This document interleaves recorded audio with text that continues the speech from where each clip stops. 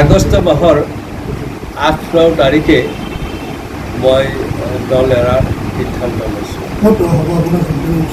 মই এতিয়ালৈ সেই কথাটো নিশ্চিত কৰা নাই, যোগাযোগ অব্যাহত ৰাখিছোঁ। হয়, আনুষ্ঠানিকভাৱে 8 তাৰিখে বা 9 তাৰিখে মই 10 তাৰিখে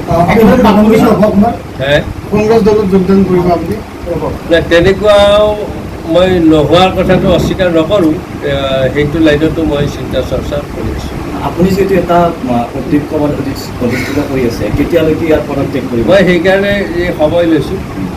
8 বা 9 তাৰিখে মই যিহেতু দল ত্যাগ কৰিম, গতিকে দল ত্যাগ কৰাৰ আগমুহূৰ্তত মই মোৰ দলৰ পৰা যিটো মোৰ ৰাজ্যিক কাৰ্যনিৰ্বাহক সদস্যৰ মোৰ দায়িত্ব আছে, সেইটোৰ পৰা মই অব্যাহতি ল'ব লাগিব।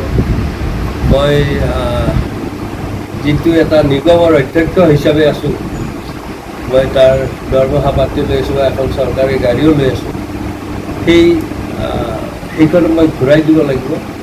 মই সেইকাৰণে মই আজি দলৰ বেয়া অৱস্থাত দল এৰি আহিব খোজা নাই। মই দলৰ আজি জয়ময় অৱস্থাতে এৰিব খুজিছোঁ।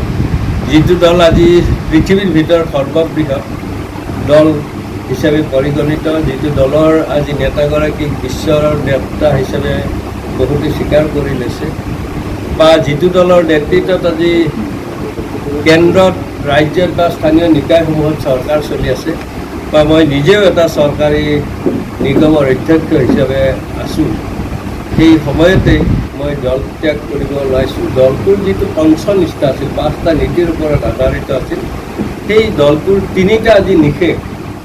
আৰু সেইকাৰণে মই আজি এই অতি কঠোৰ আৰু যন্ত্ৰণাময় সিদ্ধান্তত উপনীত হ'বলৈ বাধ্য হৈছোঁ। আগষ্ট মাহৰ 8 তাৰিখে মই দল এৰাৰ সিদ্ধান্ত লৈছোঁ।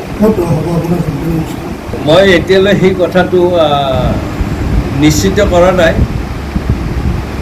যোগাযোগ অব্যাহত ৰাখিছোঁ। হয়, আনুষ্ঠানিকভাৱে 8 তাৰিখে বা 9 তাৰিখে মই 10 তাৰিখে কংগ্ৰেছ দলত যোগদান কৰিব আপুনি? তেনেকুৱাও মই নোহোৱাৰ কথাটো অস্বীকাৰ নকৰোঁ, সেইটো লাইনতো মই চিন্তা চৰ্চা কৰি আছোঁ। আপুনি যিহেতু এটা অধিকমত প্ৰতিষ্ঠিত কৰি আছে, কেতিয়ালৈকে ইয়াৰ পদত্যাগ কৰিব? মই সেইকাৰণে এই সময় লৈছোঁ। 8 বা 9 তাৰিখে মই যিহেতু দল ত্যাগ কৰিম, গতিকে দল ত্যাগ কৰাৰ আগমুহূৰ্তত মই মোৰ দলৰ পৰা যিটো মোৰ ৰাজ্যিক কাৰ্যনিৰ্বাহক সদস্যৰ মোৰ দায়িত্ব আছে, সেইটোৰ পৰা মই অব্যাহতি ল'ব লাগিব। মই যিটো এটা নিগমৰ অধ্যক্ষ হিচাপে আছোঁ, মই তাৰ দৰমহা পাতি লৈ আছোঁ বা এখন চৰকাৰী গাড়ীও লৈ আছোঁ,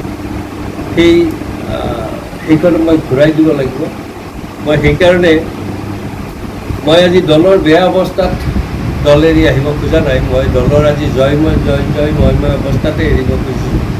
যিটো দল আজি পৃথিৱীৰ ভিতৰত সৰ্ববৃহৎ দল হিচাপে পৰিগণিত, যিটো দলৰ আজি নেতাগৰাকীক বিশ্বৰ নেতা হিচাপে বহুতে স্বীকাৰ কৰি লৈছে, বা যিটো দলৰ নেতৃত্বত আজি কেন্দ্ৰত, ৰাজ্যত বা স্থানীয় নিকায়সমূহত চৰকাৰ চলি আছে, বা মই নিজেও এটা চৰকাৰী নিগমৰ অধ্যক্ষ হিচাপে আছোঁ, সেই সময়তে মই দল ত্যাগ কৰিব ওলাইছোঁ। দলটোৰ যিটো পঞ্চনিষ্ঠা আছিল, 5টা নীতিৰ ওপৰত আধাৰিত আছিল, সেই দলটোৰ 3টা আজি নিষেধ।